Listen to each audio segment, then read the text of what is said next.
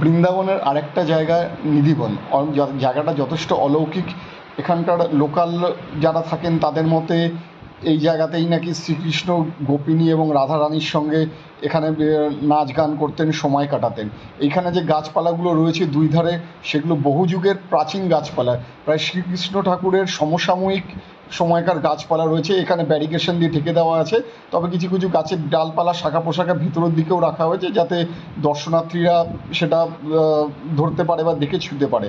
এখানকার সম্বন্ধে আরেকটা কথা বলা হচ্ছে যে লোকালরা যেটা বলে থাকে যে এখানে নাকি এখনও পর্যন্ত সন্ধ্যাবেলার পরে অন্ধকার হলে পরে শ্রীকৃষ্ণ ঠাকুর গোপিনীদের নিয়ে এখানে আসেন, সময় কাটান।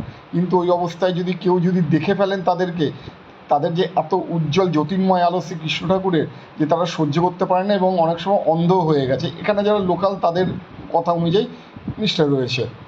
আমিও এখানকার পুরো প্রাচীন গাছপালা একটু ছুঁয়ে দেখলাম, বেশ রোমাঞ্চ অনুভব হচ্ছিল।